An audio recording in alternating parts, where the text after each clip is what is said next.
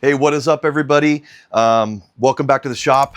In here tonight, it is Thursday, and it's about 6:15. Got done with work a little bit ago, and just got back home from running some errands. And now it is time to get back to work.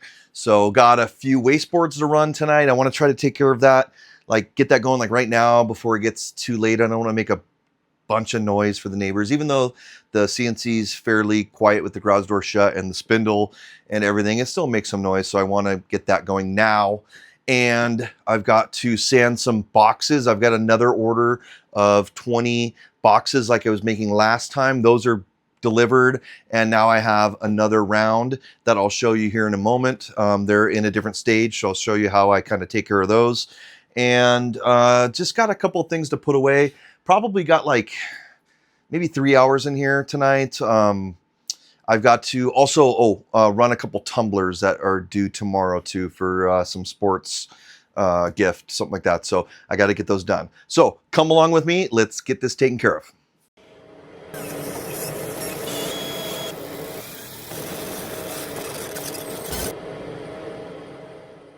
All right, so first thing I'm going to do is start cutting down some material. I've got my 1-inch ultralight MDF. I've got to cut this into more manageable panels that I'm going to fit on the CNC. And I just have set this up using Carbide Create and just kind of laid out my wasteboard slats in the best way that I found. So this way I can fit the most that I can on one single piece or 4x8 sheet. So this is just rough cuts here just to get them down to size.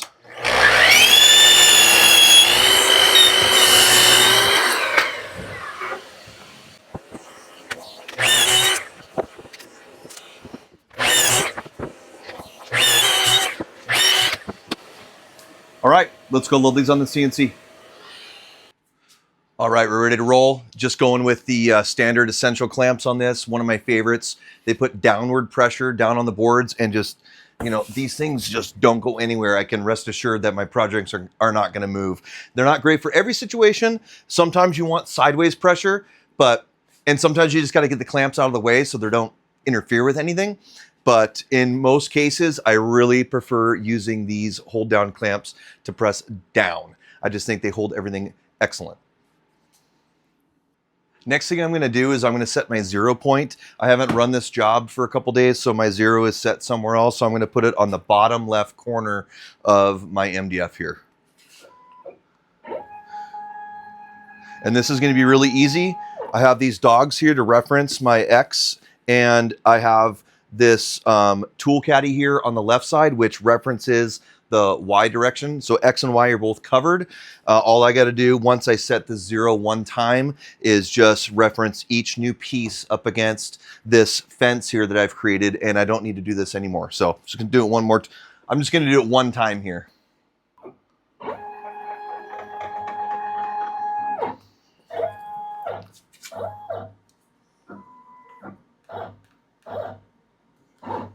Just going to get it close with my fast movements here, and I'm going to turn it down. And I'm just eyeballing this. Okay.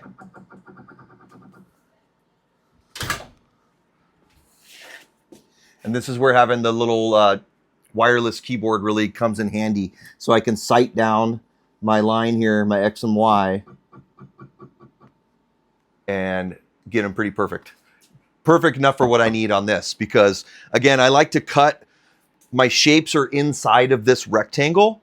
So, and I'm cutting all the way through. So I don't really need to be super dead on accurate with my X and Y. I want to be really good with the Z, but the X and Y, I just got to be pretty close. I can eyeball these because I know I have plenty of space in my design where I'm not going to get anywhere close to the edges. And you know, if I'm off a millimeter or so, it's not that big of a deal. So that's why I don't use the bit 0 for this type of situation, because it just takes more time. So what I'm doing right now to set the Z is I just have a sheet of paper and I place that between the end mill and my material, and I'm just going to run it back and forth as I'm going down on the Z direction, just until this catches and I feel some friction on the paper. So right there, the paper's not moving anymore. I know I'm good, and I can zero out my Z height. All right, I'm just gonna hook up my dust collector and go ahead and get this running. Again, I like to run my CNC stuff first. Anytime I have some automation going, I wanna get that going right away because I have some other things I gotta set up right now. So this needs to be working while I'm doing other things. So that's what part of the beauty of having a CNC in your shop is. It's kind of like an extra set of hands or another person in here working with you, but you gotta set it up the right way. So, all right, let me get this going. All right, no surprises with that. I always like to watch it. Just, you never know what can happen. So when it first starts, but never had an issue, but it's just something I kind of always like to do. So, all right, let's go ahead and get going on the laser. We got to do a couple tumblers. So I've got to move my rotary from my UV, from the Thunder UV over to the bolt over here. So let's go take care of that right now. All right, so we're over at the Aurora 8 by Thunder laser. This is the 5 watt, my 5 watt UV laser. So I got to take the rotary out of here right now because I was just running glasses over the past couple days, and I only have one rotary. This is the Rotoboss Talon. Awesome, awesome, awesome rotary. It's like it's so great. I can't even say enough about it. I got this free shirt from him too, so I think it comes with every rotary, so that's a plus right there too. But anyway, I got to move this because I only have one, so I got to take it over to my bolt because on my bolt is where I run all of my stainless powder-coated tumblers. The CO2 lasers just do a really, really fantastic job on the nice 32-ounce tumblers. You know, I could do a full wrap on them if I want, but I like the way the CO2 engraves metal tumblers or powder-coated tumblers the best. So, got to move this. Luckily, it's really easy.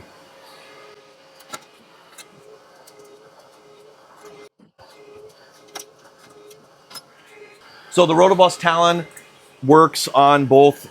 I mean, you can get it for any laser you want, but I have the Thunder model, which has this type of connection for Thunder lasers, which is kind of unique to them.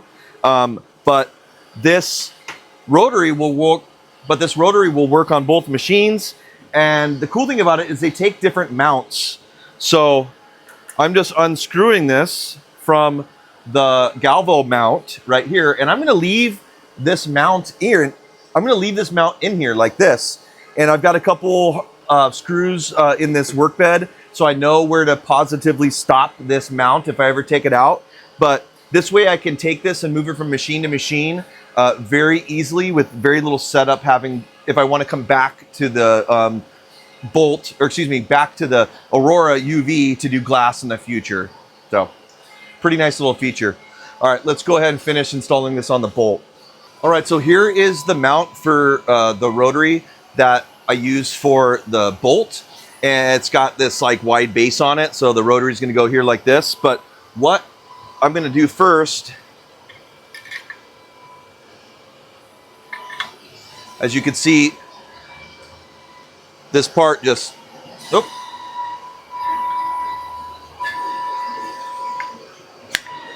this part just kind of clips in like that.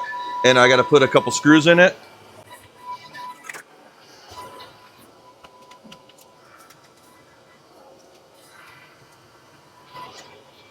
Now let's give that a tighten down. Okay, now this is ready to go, but I also have this. And this is the Roco Twister Tray. This is made by Robert Kofed of Computer Creations. If you haven't seen his channel, make sure to go check it out. But this is really nice because this whole setup goes inside of this tray and is clamped down, kind of like so. So now I can take this entire setup, throw it into the bolt, do a light calibration, and I'm ready to go. So the beauty of this, really what it comes down to, if I had two rotaries, when I do get another rotary, I can leave one set up in this tray. I could take this tray in and out of the bolt if I want to engrave, say, flat material on the bolt, and not use the rotary. But then when I want to use the rotary, all I got to do is take the honeycomb bed out of the bolt and throw this setup in there, and I don't need to calibrate anything. So really, really handy. I really like it a lot. So let's go ahead and throw it in the bolt right now.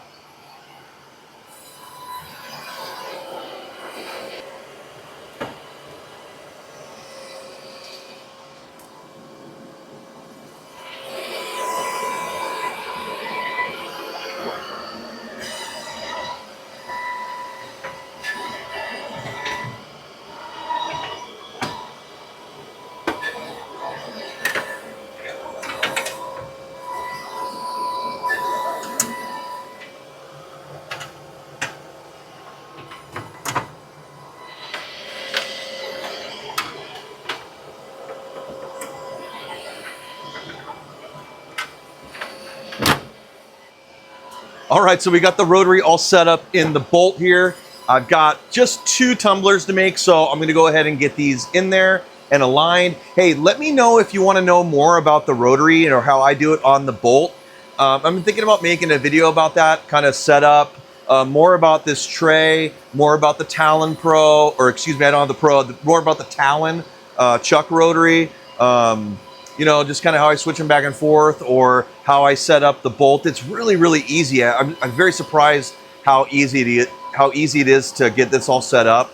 There's a couple tricks to it and whatnot, but you know, if you're not making tumblers, I mean, these things, they just always sell. I mean, locally, I do my most sales of these. I don't sell really any online because I found that to be kind of difficult, because there's a lot of people that sell these pretty cheap, but locally I do very well with these, and it's nice to do, you know, a handful a week, if you know, at minimum.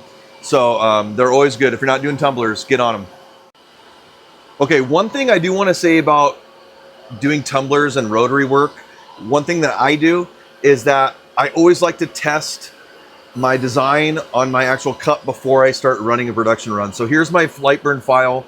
And you can see up here in my settings, I've on my number 28 layer, it's very fast speed and very low power. Because what I've done over here on the bolt is I've sent this over to the bolt, and you can see I put blue tape on the tumbler. And if I press frame, you'll see I put that blue tape on my boundary where my design's going to be, because I want to test to make sure my layout is okay before I start running these. So I'm going to run this. This is just going to mark the tape, and we'll see how it looks. All right, so that's all done. I'm going to get the laser head out of the way.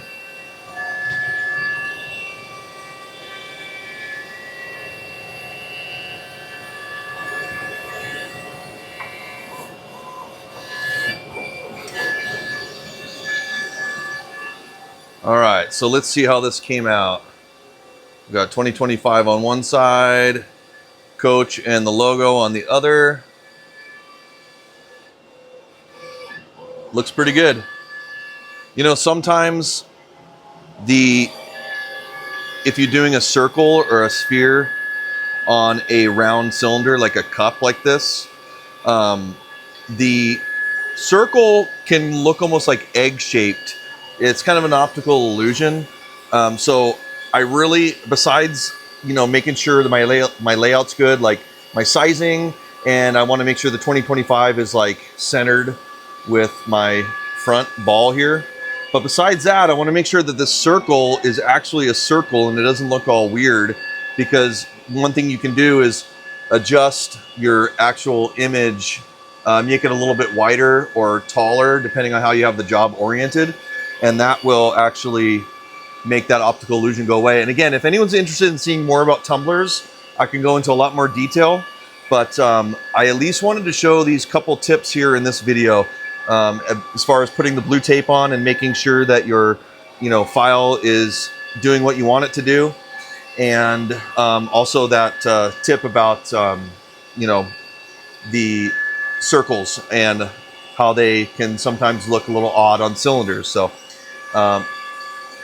this is looking good now. I like this, and I'm gonna go ahead and take the tape off and reset and get these two running.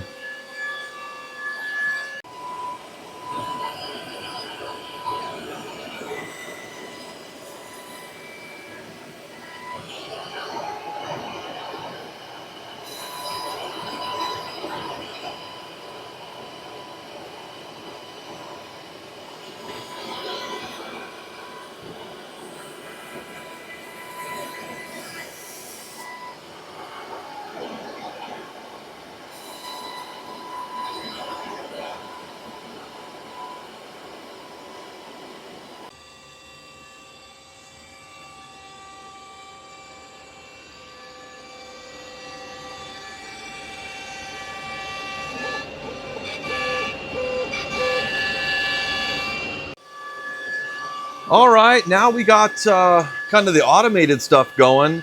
I've got about 10 minutes, actually I think 7 minutes before that tumbler's done.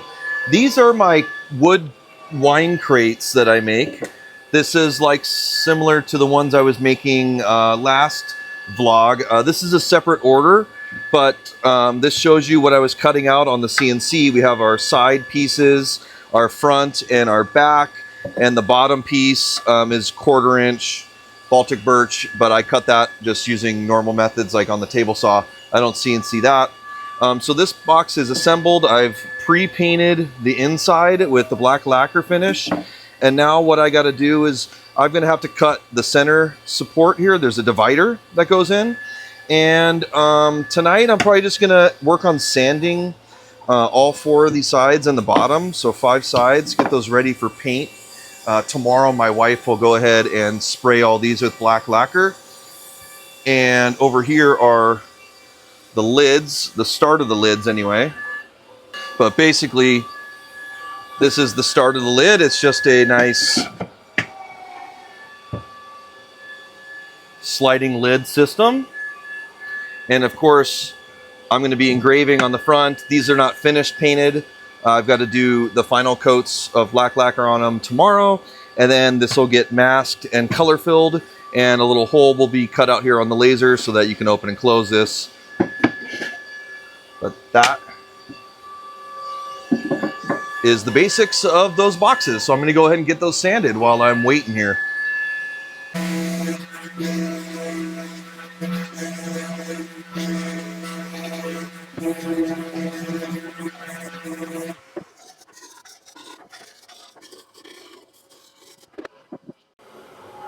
All right, so no surprise, we did our little test file and with the tape, and we know our alignment is good. Now this still needs to be cleaned. I'm gonna go ahead and spray this with a little Dawn power wash. It's kind of like this. I like to let that soak on for just about a minute. And then usually what I do is hit it with a magic eraser.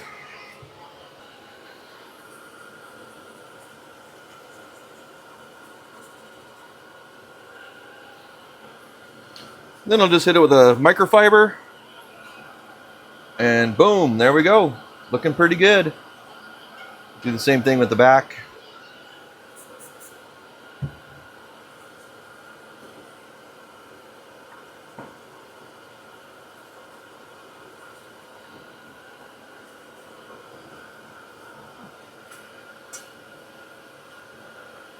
Looking pretty.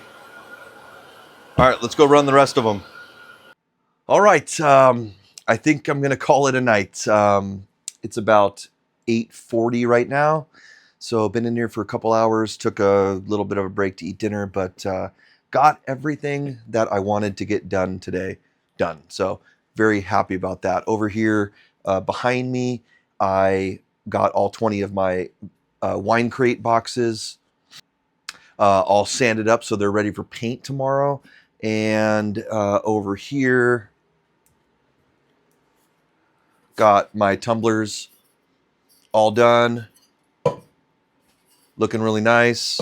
And I also got my wasteboard set out and cut out on the CNC. So that'll be ready to put the threaded inserts tomorrow and get that shipped out as well. So looking pretty good. But like I said, that's going to do it for tonight. Let me know if you have any questions in the comments, or if you want to see something, if you want to learn more about tumblers or CNCs, lasers, anything else, anything that we talked about tonight, I'd be more than happy to do dedicated videos on.